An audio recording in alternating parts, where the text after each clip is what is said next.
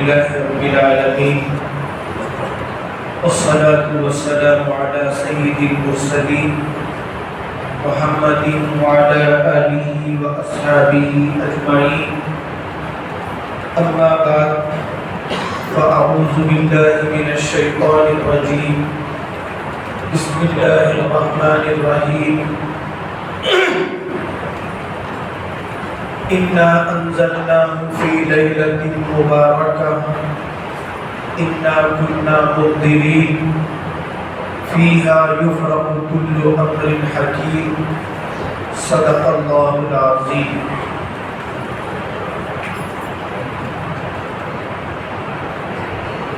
بزرگان محترم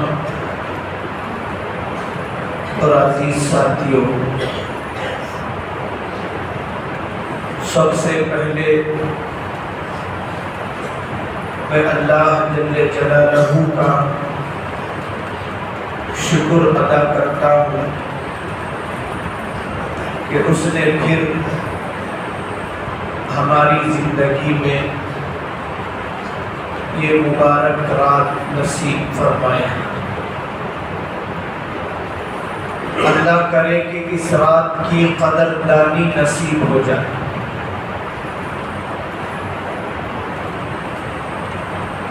یہ رات اصل میں عبادت کی رات ہے.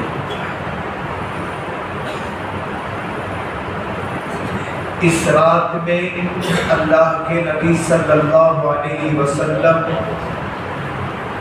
اور حضرات صحابہ رضی اللہ عنہم عبادت کی خاطر جاگا کرتے تھے. اس رات میں بھی بہت سے ایسے بندے ہیں جو غفلت میں گزار دیتے ہیں. ساری زندگی تو ہم نے غفلت میں گزاری، اس مبارک رات کو اس سے زیادہ غفلت میں گزارتے ہیں. جبکہ احادیث شریفہ میں یہ بات بتائی گئی ہے، شب برات میں مغرب کے ساتھ ہی اللہ جل شانہ بندوں کے قریب آ جاتے ہیں. آسمان دنیا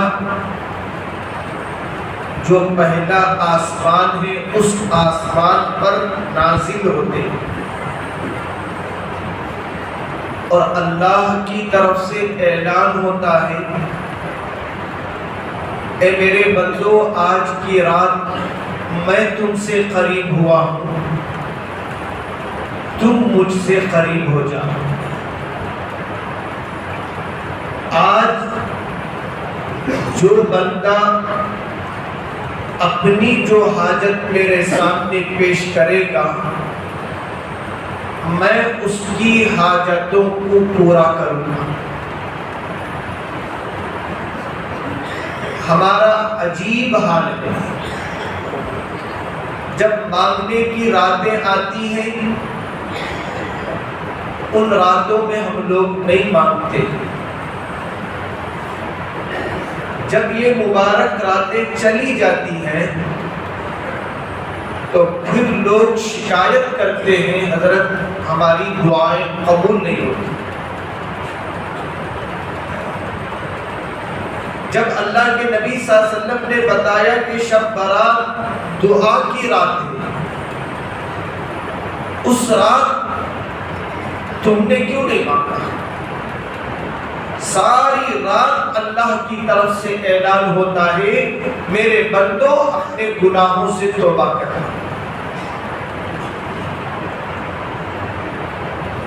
تمہارے گناہ کتنے ہی بڑے ہو،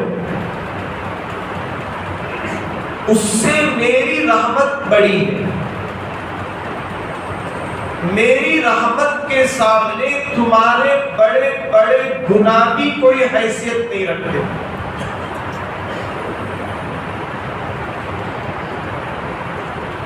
تم آج کی رات سچے دل سے توبہ کرو. اللہ کو ہمارے توبے کی ضرورت نہیں ہے،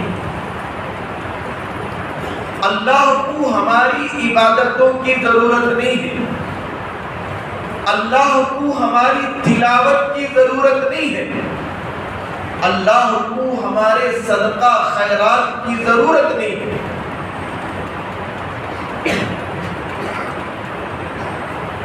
اللہ ہماری خیر خواہی چاہتے، تم کچھ عبادت کر لو، میں تم سے راضی ہو جاؤں، فائدہ سراسر تمہارا ہوگا۔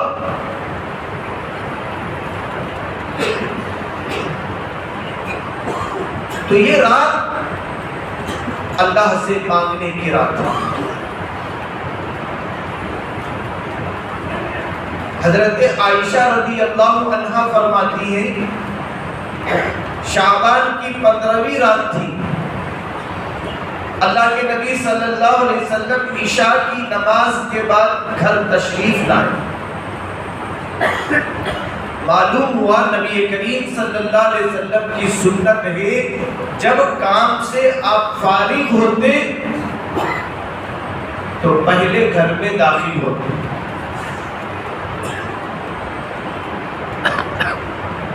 اس لیے کہ رات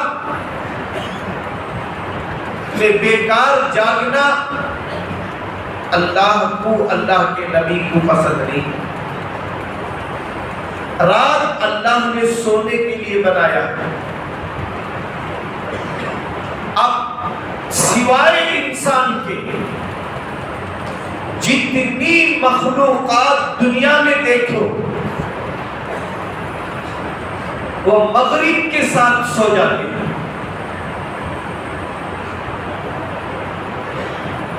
چاہے بیل بھینس ہو، بکری ہو، کوے ہو، چڑیا ہو، کبوتر ہو، سوائے ایک انسان کے سارے راتوں میں سو جاتے ہیں۔ وہ مخلوق جانتے ہیں، وہ جانور جانتا ہے، اللہ کو عشاء کے بعد کی غفلت پسند نہیں۔ اب ان تمام جانوروں کو دیکھ لو، پرندوں کو دیکھ لو،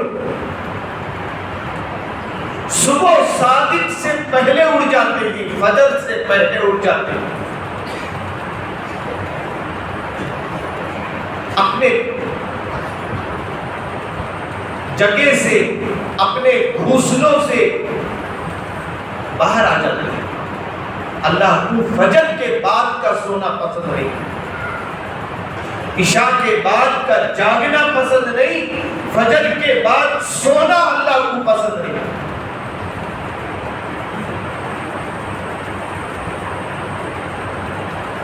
یہ جتنی ہماری پریشانیاں ہیں یہ اللہ کے حکموں کو بدلنے کی وجہ سے پریشانیاں ہیں۔ یہ پریشانیاں اللہ کی طرف سے نہیں ہیں۔ اس پریشانیوں کو ہم نے کمایا ہے، ہم نے دعوت دی ہے۔ اللہ کے پیارے نبی صلی اللہ علیہ وسلم سے بڑھ کر کس کی بات ہو سکتی ہے؟ آپ نے فرمایا نوم الصبح یمنع الرزق، صبح کا سونا رزق کو روکتا ہے۔ رزق کو روکتا ہے کا مطلب علماء لکھتے ہیں رزق کی برکتوں کو ختم کر دیتا ہے۔ یہ اللہ کا وعدہ ہے وَمَا مِن دَابَّةٍ فِي الْأَرْضِ إِلَّا عَلَى اللَّهِ رِزْقُهَا وَيَعْلَمُ مُسْتَقَرَّهَا وَمُسْتَوْدَعَهَا۔ اللہ کہتے ہیں زمین پر جتنے جانور ہیں ان تمام کا رزق میرے ذمہ ہے۔ اب کوئی مخلوق ایسا نہیں ملے گی جسے اللہ نہ کھلاتا۔ یہاں یمنع الرزق سے علماء فرماتے ہیں رزق کے خیر و برکت کو اللہ اٹھا لے گا۔ آج اتنا اتنی نعمتیں ہم لوگ کھاتے ہیں، ہمارے باپ داداؤں نے اتنی نعمتیں کھانا تو دور کی بات انہوں نے دیکھا بھی نہیں اور نہ ہی ان کا نام انہوں نے سنا. دیکھنا نہیں، نام بھی ان کو سننا نصیب نہیں ہوا. اب دیکھو پیزا، برگر، شاورما، ایسے کیسے نام، ہمارے باپ داداؤں نے یہ نام بھی نہیں سنا. اللہ اتنی نعمتیں ہمیں آج بھی گناہ کرنے کے باوجود کیوں کھلا رہے ہیں؟ کیونکہ اللہ نے رزق کا ذمہ اپنے اوپر لے لیا. اللہ طرح طرح کی نعمتیں آج بھی کھلا رہے ہیں، لیکن انسانوں کو اتنی چیزیں کھانے کے باوجود سکون نہیں ہے. وہ زمانے میں رات کا روٹی صبح میں خوشی خوشی کھاتے تھے. رات کا کھانا صبح میں کھٹا کھانا بنا کر میٹھا کھانا کی طرح کھاتے تھے. وہ مزہ تھا اس میں، حالانکہ باسی تھا لیکن کھانے کے بعد سکون تھا، راحت تھی. آج اچھے اچھے فوڈ کھاتے ہیں، کھانے کے باوجود پریشان، کھانے کے باوجود بھوکے. گھر میں بتا اتنا اتنا چیزاں کھانا، بچے بولتے وہ میوہ کا بھوک الگ نہیں، کھانے کا بھوک الگ نہیں. اللہ اتنی نعمتیں ہمیں کھلا رہے ہیں، کیوں؟ اللہ نے رزق کا ذمہ اپنے دے لیا. کافر کو بھی کھلا رہے ہیں، مسلمان کو بھی کھلا رہے ہیں. تو الغرض بات یہ کہہ رہا تھا، نبی کریم صلی اللہ علیہ وسلم کی عادت شریفہ تھی عشاء کے بعد بیکار باتوں میں وقت گزارنا ان کو پسند نہیں تھا. اب معمول کی طرح اللہ کے نبی صلی اللہ علیہ وسلم عشاء کے بعد حضرت عائشہ فرماتی ہیں رضی اللہ عنہا گھر تشریف لاتے، باقاعدہ بستر میں میرے بازو آرام کیے. معلوم ہوا بیوی کا حق ہے عشاء کے بعد بیوی کے ساتھ رہنا ایک شوہر کا حق ہے. حضرت عائشہ فرماتی میرے بازو میں لیتے ہوئے تھے، چونکہ اس میں چھوٹے بچوں کا طبقہ بھی ہے. اتنا میں اشارہ دیتا ہوں، شوہروں کا حق یہ ہے کہ بیوی کے ساتھ اچھی زندگی گزاری جائے. اللہ کے نبی صلی اللہ علیہ وسلم کے بارے میں حضرت عائشہ فرماتی ہیں تھوڑی دیر کے بعد میں نے دیکھا اللہ کے نبی صلی اللہ علیہ وسلم بستر پر نہیں. میں پریشان ہوئی. اللہ کے نبی صلی اللہ علیہ وسلم کی تلاش میں گھر سے باہر نکلی، رات کا اندھیرا تھا. جو لوگ مدینہ منورہ گئے ہیں وہ لوگ جانتے ہیں حضور صلی اللہ علیہ وسلم کا جو روزہ ہے اس کے بالکل سامنے جنت البقیع ہے جو مدینے کا بڑا قبرستان ہے. بتایا علماء نے وہاں 10,000 صحابہ دفن ہیں، ایک نہیں دو نہیں 10,000 صحابہ دفن ہیں. ام المؤمنین فرماتی ہے میں جنت البقیع کے پاس گئی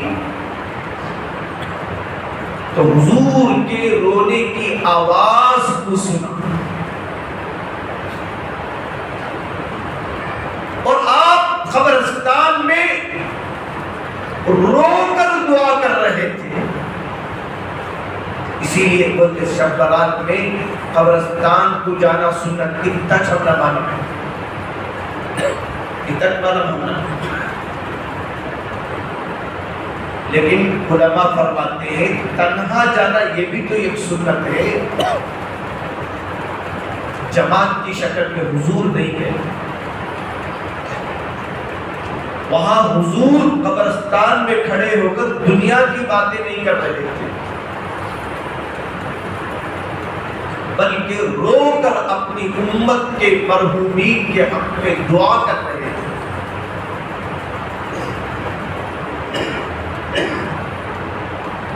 حضرت عائشہ رضی اللہ عنہا فرماتی ہے میں یہ منظر دیکھ کر فوراً گھر آئی، ابھی میرے سانس پھول ہی رہے تھے۔ جب انسان تیزی کے ساتھ چلتا ہے، دوڑتا ہے تو سانس اس کا پھولتا ہے۔ ام المؤمنین فرماتی ہیں میں جب گھر کے اندر تیزی کے ساتھ آئی، سانس ابھی پھول رہا تھا، اتنے میں اللہ کے نبی صلی اللہ علیہ وسلم گھر میں داخل ہو گئے۔ اللہ کے نبی صلی اللہ علیہ وسلم نے پوچھا عائشہ یہ تمہارا حال کیا ہے؟ کہا اے اللہ کے نبی صلی اللہ علیہ وسلم آپ کو بستر پر نہیں پائی تو آپ کی تلاش میں نکلی، شاید آپ کسی بیوی کے پاس گئے۔ تو اللہ کے نبی صلی اللہ علیہ وسلم نے فرمایا عائشہ کیا تم مجھ پر یہ گمان کرتی ہو تمہارے باری کے دن میں کسی دوسری بیوی کے پاس چلا جاؤں گا؟ دیکھیے حضور نے ایک سے زائد نکاح فرمائے، لیکن آپ ہر بیوی کے لیے ایک باری کا دن متعین کیا اور اس باری کے دن آپ اسی بیوی کے پاس گزارتے تھے۔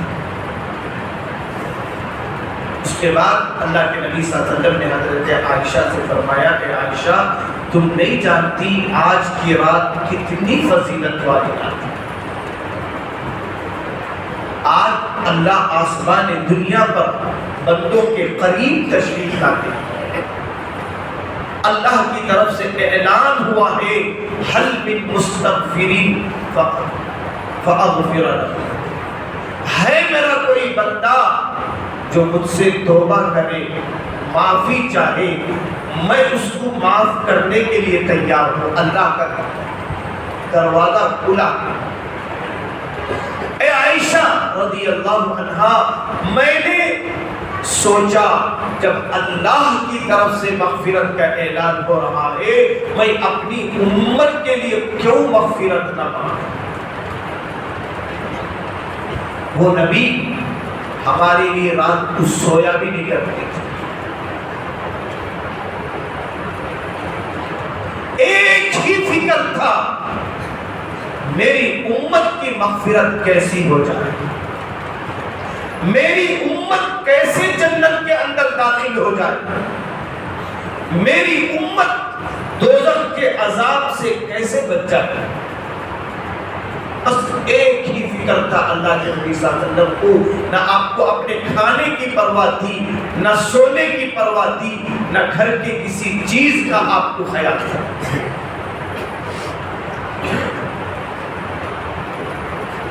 وہ نبی جو معصوم ہے، بخشے بخشائے ہیں،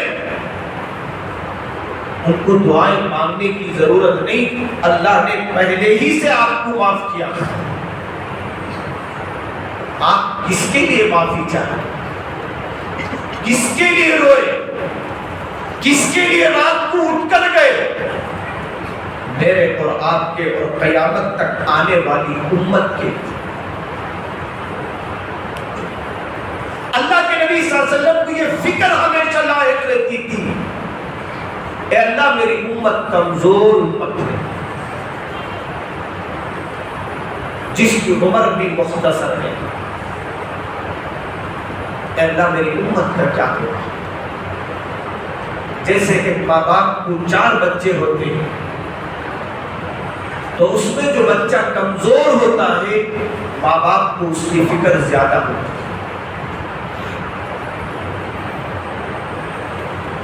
اس طرح اللہ کے نبی صلی اللہ علیہ وسلم کو اپنی امت کی کمزوری کا احساس تھا، اللہ سے مانگ رہے تھے اللہ میری امت کی مغفرت فرما۔ ایک موقع پر نبی کریم صلی اللہ علیہ وسلم نے فرمایا اللہ نے ہر نبی کو دعا میں دنیا میں ایک دعا کا اختیار دیا تھا. ہر نبی کو جو دعا وہ نبی مانگیں گے اللہ دنیا ہی میں اسے قبول فرمائے گا. محدثین فرماتے ہیں ہر نبی نے وہ دعا دنیا ہی میں اللہ سے مانگا. اللہ کے نبی صلی اللہ علیہ وسلم فرمانے لگے اللہ نے جس ایک دعا کا مجھے اختیار دیا تھا میں نے وہ دعا مانگی نہیں بلکہ میں نے اس دعا کو حساب کے دن کے لیے دیر کر دیا تاکہ قیامت کے دن پوری امت کے لیے مغفرت کی درخواست ہو. جب تک میرا ایک گنہگار امتی کی مغفرت نہیں ہوگی میں جنت کے اندر داخل نہیں ہوں. نوجوان بزرگوں دوستوں نبی کی تڑپ کو دیکھو نبی کو ہم سے محبت کو دیکھو. جنت آپ کا انتظار کر رہی ہے آپ ایک گنہگار امتی کا انتظار کر رہے ہیں. جب تک وہ جنت میں داخل نہیں ہوگا میں جنت میں داخل نہیں ہوں. آج ہمیں زندگی میں اس نبی کی سنتوں کا خیال ہے.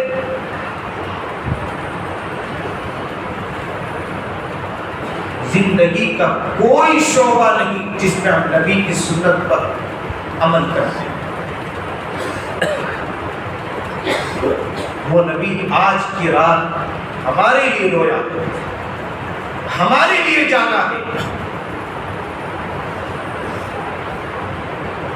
تو معلوم ہوا یہ رات قبرستان جانے کی تو ہے لیکن وہاں جا کر رونا بھی تو سنت ہے. اس سنت کو کون ادا کرے؟ آج لوگ بولتے میٹھا کھانا سنت کا حضرت ہے. بھوکے رہنا بھی سنت کا اس پر کون عمل کرے؟ وہ سنت سمجھ گیا ہے بھوکے رہنے کی سنت. لوگ نے خواہشات کو سنت کا نام دیا ہے. اگر سنت کی اتنی ہی محبت ہوتی تو ہر چیز میں سنتوں کا اہتمام ہوتا. تو آج رات کی سنت یہ ہے عشاء کے بعد سو بھی سکتے ہیں جاگ بھی سکتے ہیں لیکن جتنی دیر جاگے اتنی دیر تو اللہ کو راضی کرنے کی کوشش کریں. اللہ یہ نہیں دیکھتے کہ تم نے کتنے رات جاگی ہے. اللہ یہ دیکھتے ہیں کتنے جذبے سے تم نے جاگا. تھوڑی دیر ہی صحیح اپنی زندگی کا ذرا تنہائی میں بیٹھ کر محاسبہ کرو. آج میری عمر 40 سال ہو چکی ہے 50 سال ہو چکی ہے میں نے اللہ کو راضی کرنے کے لیے کیا عمل کیا ہے. ہر آدمی اپنی زندگی کا حساب. اللہ نے کیسی نعمتوں سے ہمیں نوازا. چل رہے ہیں پھر رہے ہیں کھا رہے ہیں دیکھ رہے ہیں سن رہے ہیں بول رہے ہیں سونگ رہے ہیں. کیا کیا نعمتیں اللہ نے عطا دی. اللہ کی نعمتوں کو سوچو اور اپنی زندگی کو سوچو ہم نے اللہ کا کیا حق ادا کیا.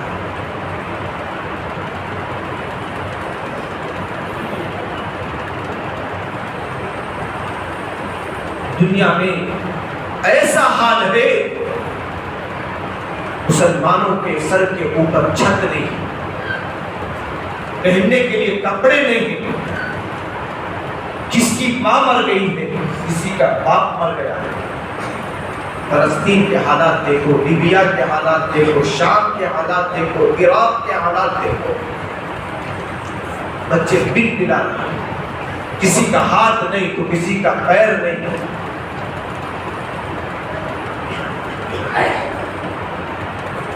یہ امت آج کیوں بک رہی ہے؟ ہمارے دل میں دنیا آ گئی ہے۔ اللہ کے نبی صلی اللہ علیہ وسلم نے فرمایا جب میری امت دنیا کو بڑی چیز سمجھے گی تو دنیا میں اس کی کوئی حیثیت نہیں۔ آج خود ہمارے ملک کے حالات کا جائزہ ہے، مسلمان کو مٹانے کی کوشش کی جا رہی ہے، نہ آج ہماری جان محفوظ ہے، نہ ہمارے مکانات محفوظ ہیں، نہ ہمارے مساجد محفوظ ہیں، نہ ہمارے قبرستانے محفوظ ہیں، نہ ہماری تجارتیں محفوظ ہیں، کچھ بھی محفوظ نہیں۔ یہ دن کیوں آیا؟ ایک اللہ کی نافرمانی کا نتیجہ، ایک اللہ کو بھولنے کا نتیجہ۔ آج یو پی میں جاؤ، یو پی کا حال ہمارے سامنے ہے، مسلمان ایم پیوں کو، مسلمان ایم ایل اے کو کتنا ستایا جا رہا ہے، ان کی ساری عمارتوں پر بلڈوزر چلا دیا گیا محض مسلمان ہونے کی وجہ سے۔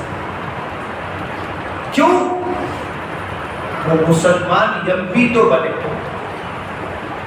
مسلمان ایم ایل اے تو بنے،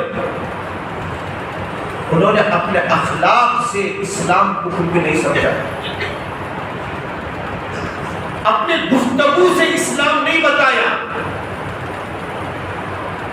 محض پراپرٹی جمع کرنا تھا، دولت جمع کرنا تھا، اللہ نے سب کو ننگا کر دیا۔ اللہ کے نبی صلی اللہ علیہ وسلم نے بہت پہلے پیشن گوئی دے دی، جب یہ امت اللہ سے دور ہوگی مصیبتوں میں مبتلا کر دی جائے گی۔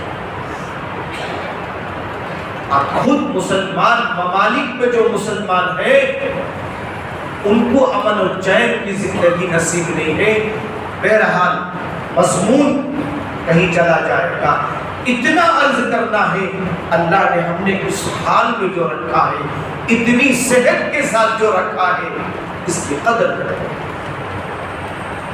سال گزشتہ کتنے لوگ تھے، کتنے جوان ہمارے بھائی تھے جن کے انتقال کا تصور بھی ہمیں نہیں تھا۔ ہماری مجلسوں میں بیٹھ کر ان کا قہقہا لگانا یاد ہے، ان کے قہقہوں کی آواز آج بھی کانوں میں گونج رہی ہے، لیکن منو مٹی کے نیچے خاموش پڑے ہوئے،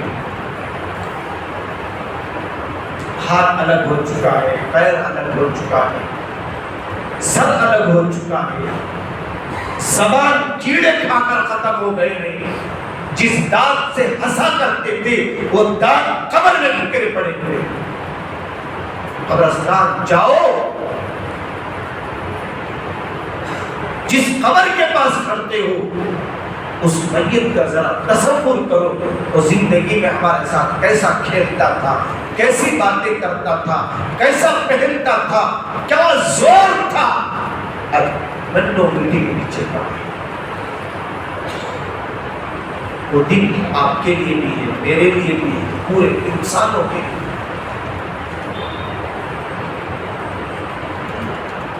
زندگی بندگی کے لیے، اگر بندگی نہیں تو زندگی نہیں۔ زندگی کا مزہ اللہ کے حکموں پر چلنے میں۔ صحابہ جب دین کے راستے پر چلے تو ان کو فقر و فاقہ میں وہ مزہ آتا تھا جو آج اعلیٰ کھانوں میں وہ مزہ نہیں آتا، بھوک میں وہ مزہ آتا تھا جو پیٹ بھرنے میں مزہ نہیں آتا تھا۔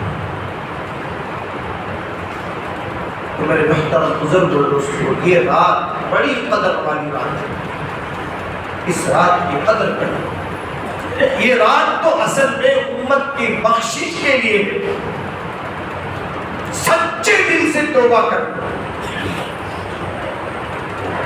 اور جن کے ساتھ ہمارے تعلقات بگڑے ہوئے ہیں ان کے ساتھ تعلق کو جوڑ دو۔ اللہ کو جھگڑے پسند نہیں، بہن بھائی میں نفاق ہے تو دور کرو، ماں باپ سے کینہ ہے تو دل صاف کرو۔ ابھی میں حکیم اختر صاحب رحمت اللہ علیہ کی ایک کتاب پڑھ رہا تھا، اس میں حضرت نے ایک واقعہ بیان کیا۔ کیا ایک نوجوان جو نماز کی پابندی کرتا تھا، روزے رکھتا تھا، ایک مرتبہ اس کی بیوی اور اس کے ماں میں لڑائی ہو گئی، جیسا ہوا کہ ساس بہو میں لڑائی ہو گئی۔ اب انہیں بیوی کے تائید میں، بیوی کے سپورٹ میں ماں کو برا بلا کہنا،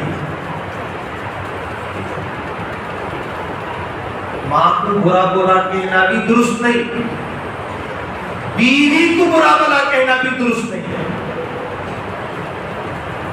دونوں عورت ہیں، دونوں ناقصات العقل ہیں، ہمیں دونوں کو حکمت سے لے کر چلنا، نہ بیوی کی مکمل تائید میں آئے نہ ماں کی مکمل تائید میں آئے۔ جیسے ماں کا حق ہے بیوی کا بھی حق ہے۔ اب بہرحال اس نے ماں کو کچھ کہہ دیا بیوی کے سامنے، تو اس کی ماں نے 2 بد دعائیں اس وقت دے دی۔ ایک بد دعا یہ کی، اللہ تجھے میرے جنازے میں شریک نہ کر۔ دوسری بد دعا ماں یہ دی، اللہ تجھے کوڑی کے مرض میں مبتلا کر۔ میں جنکو میں پالکو مجھے جواب دیتا کہ اللہ تجھے کوڑی کے مرض میں ڈالا۔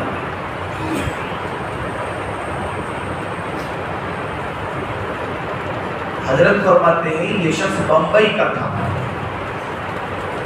میں بمبئی میں گیا، اس سے ملاقات ہوئی تو دیکھا کہ ایک آدمی بیٹھا ہے، ہاتھ کے انگلیوں سے خون جھر رہا ہے، مواد جھر رہا ہے۔ مجھے اس کی حالت دیکھ کر بہت ترس آیا۔ اس بندے سے میں نے پوچھا بھائی یہ حال تمہارا کیا ہے؟ تو بندہ کہنے لگا حضرت میری ماں کی نے اپنی زندگی میں 2 بد دعائیں مجھے دی۔ ایک بد دعا یہ دی تجھے کوڑی کا مرض آ جائے، اس میں میں مبتلا ہو گیا، لاکھوں کے روپے خرچ کر دیا، اس کا علاج نہیں ہوا۔ دوسرا میری ماں کا انتقال ہوا، اس مرض کی وجہ سے میں شریک نہ ہو سکا۔ حضرت فرماتے ہیں ماں باپ سے کینہ رکھنے والا جنت میں داخل ہو ہی نہیں سکتا۔ بعض لوگ کیا کرتے ہیں، ماں کی تائید میں بیوی کو برا بلا کہتے ہیں، یہ بھی جائز نہیں، یہ بھی جائز ہے۔ باتیں بہت ہیں، دل کے اندر بہت سارا دکھ، لیکن اتنا میں عرض کرنا چاہتا ہوں، ہم سدھریں گے گھر سدھرے گا، ہم دیندار بنیں گے گھر کا ماحول دیندار بنے گا۔ آج ہم اپنے بچوں کے فیوچر کے لیے پیسے جمع کرتے ہیں، فیوچر کے لیے اعلیٰ ڈگریاں دلاتے ہیں۔ یقیناً آپ اعلیٰ ڈگری دلائیں، اپنے پیسوں کو جمع کیجئے بچوں کے لیے، لیکن اس سے پہلے تمہاری ذمہ داری یہ ہے اسے دین سکھاؤ، دین سکھاؤ۔ دین نہیں سکھائیں گے نہ اس کے حق میں وہ ڈگریاں کام آئے گی نہ وہ دولتیں کام آئے گی۔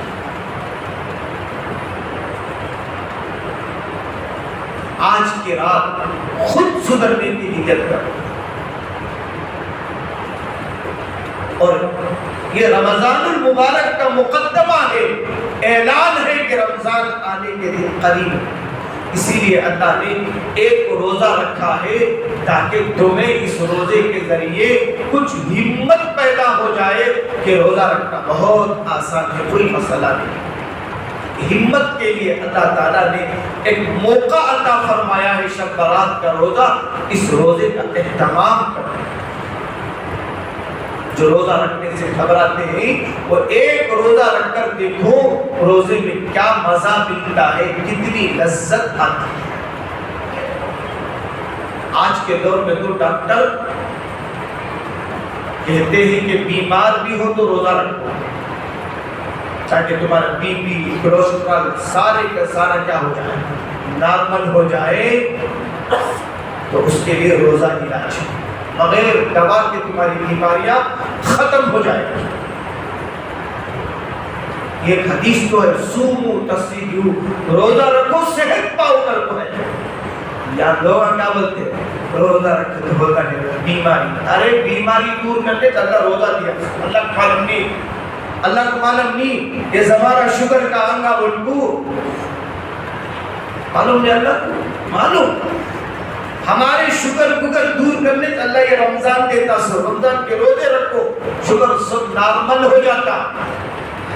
اچھا بعض لوگ کیا بولتے ہیں اور بھوکا جاتا ہے، اس کے واسطے روزہ رکھتا ہے۔ دیکھو ہر آدمی اپنی طبیعت کا حال جانتا ہے۔ بعض ڈاکٹر بولتے منع کرتے روزہ رکھو نہ کو بولتے، انہیں کیوں بولتے اس کو؟ تو تمہیں دنیا کی بیماریاں بولے، تم نے کیا بولا بھائی یہ بیماری کو دوا تو کھانا تمہارا ضروری، اب روزہ رکھ کر دوا کھائے تو روزہ باقی رہتا نہیں رہتا، اس کے لیے ڈاکٹر بولتا، ورنہ روزہ ہمارے لیے صحت ہے۔ جتنے لوگوں کو شوگر ہے آپ روزہ رکھ کر دیکھو کیا مزہ ملتا ہے، کتنا مزہ آتا ہے روزے۔ روزہ ہمارے لیے صحت ہے، اسی لیے تو اللہ کے نبی صلی اللہ علیہ وسلم نے فرمایا 7 سال سے اپنے بچوں کو روزے کا عادی بناؤ بولے، تاکہ بڑے ہو کر روزہ مشقت کا سبب نہ بنے۔ روزہ کب فرض ہوتا؟ رمضان کے مہینے میں، القریب وہ مہینہ اللہ کرے مجھے اور آپ کو قدردانی کے ساتھ نصیب۔ رمضان آیا تو روزہ فرض ہو گیا، ہر ایک کو رکھنا ہے۔ ایک مولوی صاحب ایک دیہات کو گئے، دیہات کو تو ولیج، ہر ایک کو جب وہاں لوگوں کو بولے تھے رمضان آیا تو روزہ تمہارے اوپر فرض ہے۔ اب رمضان قریب میں آ رہا ہے، جیسے ہی رمضان آگا روزہ تمہارے اوپر فرض ہو جائے گا، ان کو دیہات میں بولے۔ دیہاتیاں پوچھیں کہ حضرت وہ رمضان کدھر سے آتا سو کرے؟ حضرت بولے مغرب سے آتا سو، مغرب کی طرف سے آتا سو۔ اچھا حضرت کب آتا سو؟ تو حضرت بولے تھے مہینے کی پہلی تاریخ کو بعد چاند کی پہلی رات روزے کی رات ہے۔ کیا بولے؟ چاند کی پہلی رات روزے کی رات۔ کب سے حضرت کو رات شروع ہوتی؟ حضرت بولے سورج غروب ہوا تو چاند نظر آگا، پہلا چاند، وہاں سے تمہارے اوپر روزہ فرض۔ اب حضرت کیا بولے رمضان آئے تو روزہ فرض۔ دوسرا بولے مغرب کی طرف سے آگا رمضان بولے۔ تیسرا کیا بولے چاند رات کو آگا ہو رمضان۔ حضرت چلے دیہاتیاں مشورہ کرتے ہیں کیا بات مہینہ روزہ رکھو بولتے ہیں۔ حضرت مہینہ کیسا ہمیں روزہ رکھنا؟ ایک کام کریں گے، چاند رات سے پہلے اصل کچھ ہمیں ڈنڈا اٹھا لگ چاقو مغرب کی طرف بیٹھ جائیں گے، جیسے ہی رمضان آگا ابھی رمضان کو ایسا ماریں گے رمضان بھاگ جانا. رمضان بھاگ کر تو روزے. دیہاتی لوگ تھے, کم عقل لوگ تھے, جاہل لوگ تھے. اب مغرب کی طرف جا کے بیٹھ گئے تھے, چاند رات. جیسے ہی سورج غروب ہوا, مغرب کا وقت آیا تو آسمان میں نہیں دیکھیں گے چاند کو. چاند رات اتنا حضرت بولے چاند کو دیکھ کو روزہ رکھو گے, حدیث میں. ابھی لوگ دیکھ لیں کہ کون آتا ہے دیکھیں گے رمضان آیا تو فل پنا کے. اب ایک آدمی ہاتھی میں بیٹھ کو آ لگتا آ گئے رمضان آ گئے, سب ڈنڈے اٹھا رکھ بھاگے. پیٹے رمضان چل جانا یہاں سے. اس میں کہنا بولے تیرے پیٹنے سے میں اس کا نام پوچھ لو کیا ہے لوگ تیرا نام بتا کیا کرا. اتفاق سے اس کا نام رمضان علی تھا. انہیں بولے رمضان علی, ہاں سب ایسا مارے وہاں سے ہاتھی پلٹ بھی چلے گا. اب بستی میں آپ روزہ نہیں, یہ تو رمضان آئے نہیں بستی کے اندر. رمضان بستی کے اندر آئے نہیں, اب روزہ نہیں وہاں روزہ رکھیں گے. مولوی صاحب رمضان کے بعد آئے گا کیا بھائی مہینہ بھر کے روزہ رکھے کیا؟ بولے مولوی صاحب ہمارے کو روزہ فرض ہوا نہیں نہ کرے. مولوی صاحب پریشان ہو گئے, ساری دنیا میں روزہ فرض ہوا, دنیا کے لوگ روزہ رکھے, تمہارا گاؤں کا کشمیر روزہ فرض ہوا نہیں. تو بولے مولوی صاحب رمضان آنے سے پہلے ایسا ہمیں پیٹے انہیں اندر ہی جانے چلے گا, اب اگر روزہ کون سا فرض ہے. بات اس لیے بولا تاکہ ہمیں معلوم ہو جائے کہ رمضان کے روزے فرض ہو جائیں. ان فرض روزوں کا ہمیں اہتمام کرنا. اگر روزہ نہیں رکھیں گے تو پھر بڑے گنہگار بن کر دنیا سے جائیں گے. اسی لیے ہمارے بڑے کیا بولتے, موت سے پہلے جس کی نمازیں قضا ہو گئی ہیں, جس کے روزے قضا ہو گئے ہیں, نہ نماز معاف ہے نہ روزے معاف ہے. نماز اگر وہ زندگی میں ادا نہیں کر سکا تو فرماتے ہیں اپنے وصیت نامے میں لکھ دے کہ اتنی نمازیں مجھ پر قضا ہے, اس کا کفارہ دے دو, اس کا فدیہ دے دو. جتنے روزے چھوڑے ہیں اگر طاقت ہے تو روزہ رکھنا ضروری ہے. بعض لوگ کیا کرتے ہیں طاقت رکھنے کے باوجود نہیں حضرت مجھے روزہ رکھنے ہوتا نہیں, فدیہ دے دیتے. نہیں, فدیہ قبول ہوتا ہے. فدیہ کون دینا سکتا؟ فدیہ وہ آدمی دینا جو روزہ رکھنے کی بالکل طاقت نہ رکھے, یا طاقت ہے بہانے کی وجہ سے روزہ چھوڑتے ہیں. بہانے کی وجہ سے روزہ معاف نہیں ہوتا, روزے کی فرضیت ہے.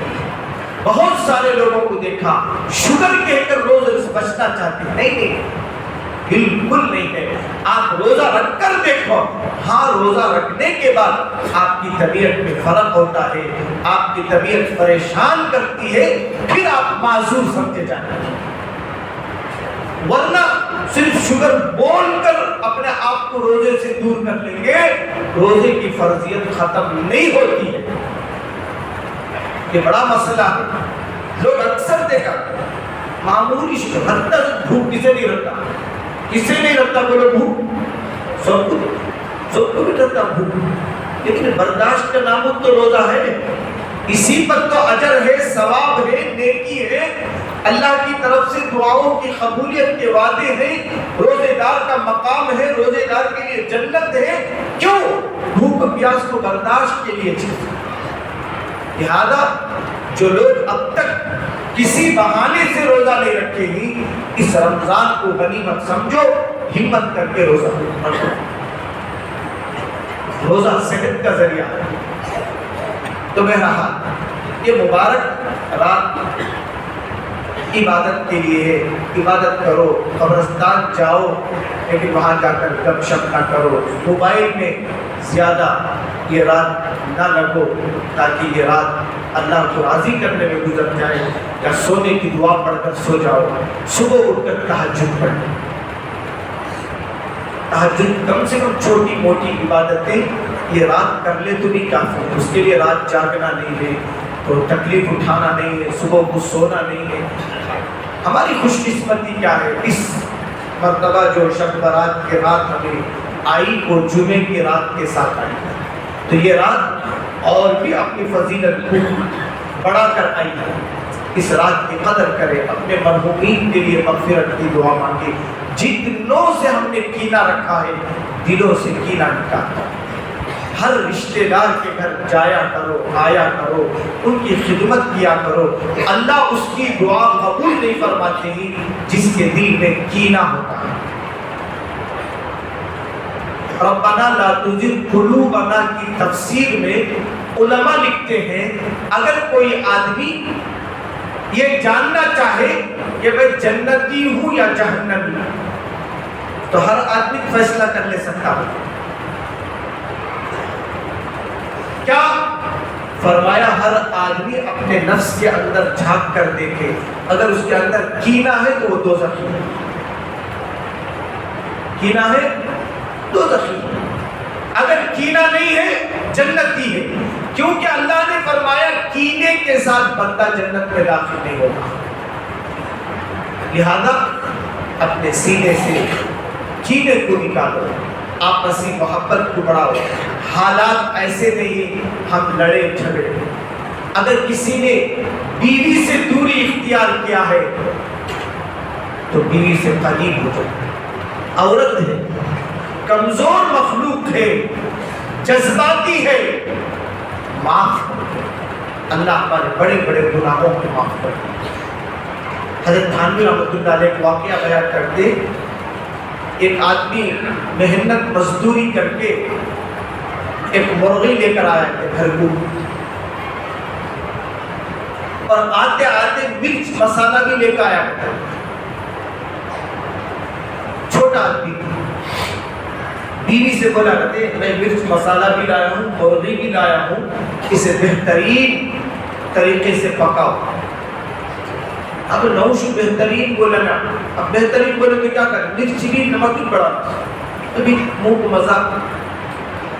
اب بولا اس وقت مرچ مسالہ ڈالی، بیچارہ شوق سے ہاتھ کی دھونا کو ریڈی ہو کے کھانے بیٹھا، منہ میں رکھتے من منہ جیب جلنے لگا، بہت غصہ آیا، اتنا میں خواہش سے مرغی لایا، مسالہ لایا، لیکن یہ مرغا ایسا بنائی، پھر بھی دل میں خیال آیا میری محبت میں بنائی بیچارہ،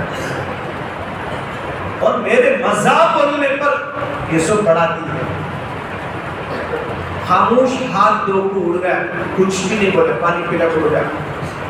دل میں سوچا اگر میری یہ بیٹی ہوتی یا میری بہن ہوتی یا میری ماں ہوتی تو میں نہیں چاہتا میرا داماد میری بیٹی کو گالی، میں نہیں چاہتا میرا بھونری میری بہن کو گالی، میں نہیں چاہتا میرا باپ میری ماں کو گالی۔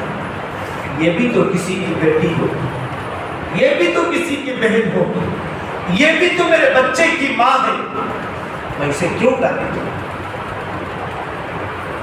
غصے کو سنبھال لیا، معاف کر دیا۔ تھانوی رحمۃ اللہ علیہ فرماتے ہیں اس کے انتقال کے بعد ایک اللہ والے اسے خواب میں دیکھے، مجھے تم خوش نظر آتے ہو، کیا بات ہے؟ کہا کہ میں جنت میں ہوں۔ کیا کہا؟ اللہ والوں کو نیکی کی ہرس ہوتی ہے، وہ اس بندے سے پوچھے کہ کس نیکی کی وجہ سے تو جنت چلے گا؟ تو بولا کچھ بھی نہیں، میرے بیوی کو معاف کرنے کے نتیجے میں اللہ نے کہا تو میری بندی پر رحم کھایا، آج میں تجھ پر رحم کھاتا ہوں، جا میں نے اسی دن تیری مغفرت فرما۔ بیویوں کو معاف کرنا سنت ہے۔ اللہ کے نبی صلی اللہ علیہ وسلم کو پسند نہیں تھا گالی گلوچ، بیویوں کو ستانا، بیویوں سے بدلہ لینا، کبھی اللہ کے نبی صلی اللہ علیہ وسلم کو پسند نہیں۔ عورتیں ہماری محبت کی بھوکی ہیں، ہم سے نہ لڑیں گی، ہم سے تقاضا نہ کرے گی تو کس سے کریں گی؟ اللہ کے نبی صلی اللہ علیہ وسلم نے جتنی شادیاں کی تمام بیویوں کا آپ نے حق ادا کر کے امت کو بتایا کہ یہ عورتیں قابل رحم ہیں، قابل محبت ہیں، قابل نفرت ہیں۔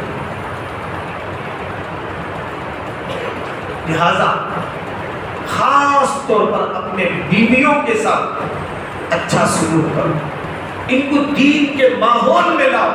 ہماری بڑی غلطی کیا ہے؟ ہم اپنی بیویوں کو دینی مجالس میں نہیں بھیجتے۔ دین کی مجلسیں ایسی ہوتی ہیں عورتوں کے اندر خوف خدا پیدا کر دیتی ہیں۔ ایک صاحب دارالقضاء میں مقدمہ لے کر آ کر بولے، ان کی کسی بہن کا مقدمہ تھا، حضرت نے کیا ستاتی ہے، میری بیوی اس سے بڑھ کو ناک میں دم کری ہے، لیکن میں مستورات کے بیان کو بھیجتا تھا، وہاں شوہر کے حقوق بیان کی، ماں کی ذمہ داری کو بیان کی۔ جب سے وہ سنی حضرت، اس کی زندگی بدل گئی۔ اس کے بعد انہوں نے پوچھے کہ کیا تو ایسا بدل گئی نا؟ تو لے جا۔ حضرت بولے جو شوہر کو ستا کو رتی، اللہ اس کی عبادت کو قبول نہیں کرتا کرتا، اس لیے میں سوچ لیا آج سے کبھی ستانا نہیں۔ دوسری بات حضرت بولے شوہر کی حیثیت سے بڑھ کو پوچھنا نہیں کرتا، تمہارا شوہر سر پر رہا یہ بڑی نعمت کے کو حضرت بولے، اس لیے میں سو باتیں مجھے آپ دل میں لگی تھی، میں پڑھی بھی نہیں، مجھے میرے ماں باپ بھی بولے نہیں، وہاں جانے سے مجھے معلوم ہوتا جی اب گھر میں کیسا رہنا، کیسا برقع پہننا، کیسا گلی میں جانا، کس سے بات کرنا، ہر عنوان سے بات آئی، مجھے سمجھ میں آیا کہ دین کیا ہوتا ہے۔ ہمارا کیا بولو، ہم عورتوں کو بیانات میں نہیں بھیجتے، جب ہماری بیوی بن جاتی ہے تو اسے دیندار بنانا بھی ہماری ذمہ داری ہے۔ آپ دیندار نہیں بنا سکتے، یہ مجالسیں دیندار بنا دیتے ہیں۔ لاکھ عذر کرے، ترغیب دے کر بولو ایک وقت جا کر آ جا، 2 وقت جا کر آ جا، تاکہ ان کی زندگی کے اندر دین آ جائے۔ آج شادی شدہ عورتیں غیروں کے ساتھ بھاگ رہی ہیں، نہ اللہ کا خوف ہے، نہ شرم و حیا ہے۔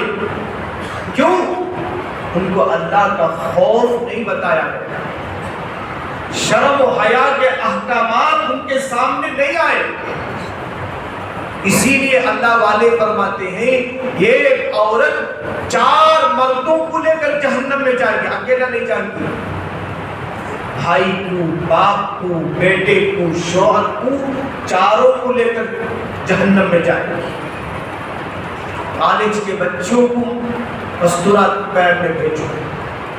آج کتنی بچیاں غیروں کے ساتھ بیٹھ کر گاڑیوں میں جا رہی ہیں، معاشرے کو پوچھنے کی ہمت نہیں ہو رہی۔ یہ مت سمجھو میری بچی نہیں جا رہی ہے، ممکن ہے اسے دیکھ کر اس کی صحبت میں یہ بھی چلی جائے۔ آپ واٹس ایپ میں دیکھتے رہے، پہاڑوں پر جا رہی ہے، برقع پہن کر جا رہی ہے، سود کے نام سے ہماری عورتوں کو لے جایا جا رہا ہے۔ بزرگوں دل مر جائے تو پھر ہمارے جی کر رہنے سے کوئی فائدہ نہیں۔ یہ صرف ہمارا بگڑنا نہیں ہے، نسلوں کا بگڑنا ہے، نسلوں کا بگڑنا ہے۔ کون سی موضوع کو میں سامنے رکھوں سمجھ میں نہیں آتا۔ جب آپ عورتوں کو دین کی مجلس میں بھیجیں گے، نکاح سادگی پر آ جائے گا۔ یاد رکھو جتنا اسراف نکاح میں ہوتا ہے وہ عورتوں کی وجہ سے ہوتا ہے، اور ان عورتوں کو سمجھائیں گے کون؟ حضرات علماء سمجھائیں گے۔ ان کی مجالس میں بھیجو، محبتوں کو ظاہر کرنے والی بنے. بہرحال وقت نہیں ہے، لیکن عرض یہ کرنا ہے، آج کی رات اتنی قیمتی رات ہے، معلوم نہیں کس کے لیے یہ راتیں آخری بن کر آئے. ممکن ہے سال آئندہ ہم میں سے کتنے نا اللہ کرے کہ ہماری عمر میں برکت دے، ان کی قدر دانی کرے. تہیہ کر لو، نمازوں کا اہتمام کرے. بے نمازی اللہ کے نبی کو پسند نہیں. شب برات میں نماز پڑھ لے، اس پہ نماز پڑھ لے، باقی نماز چھوڑ دیے، یہ نماز ہی نہیں ہے، یہ رسمی ہے عبادت. حلال اختیار کرو. کسی کا پیسہ دبا لیے ہیں، کسی کا پیسہ باقی رہ گیا ہے، دو کام کرو. اگر اللہ نے حیثیت دیا ہے تو ادا کرنے کی کوشش کرو، نہیں حیثیت دیا ہے ان سے عاجزی کر کے، منت سماجت کر کے، قدر کر کے ان سے معافی کرو، ورنہ قبر جہنم بن جائے. تو باتیں تو بہت ہیں، لیکن یہ بات کرنے کی رات نہیں ہے، عبادت کی رات ہے. اللہ کرے کہ ہمیں یہ رات ہدایت کی رات بن جائے، ہماری زندگی کے بدلنے کی رات بن جائے. اللہ تعالیٰ ہم سب کو اس رات میں بخشش کے فیصلے فرمائے. اللہ تعالیٰ بار بار یہ رات نصیب فرمائے. اللہ ہمارے دلوں سے کینے کو دور فرمائے، ہمارے خاندان میں محبتوں کو عام فرمائے. اللہ آنے والا مبارک مہینہ ہمارے حق میں مبارک بنائے. باقی دعواہم ان الحمدللہ رب العالمین.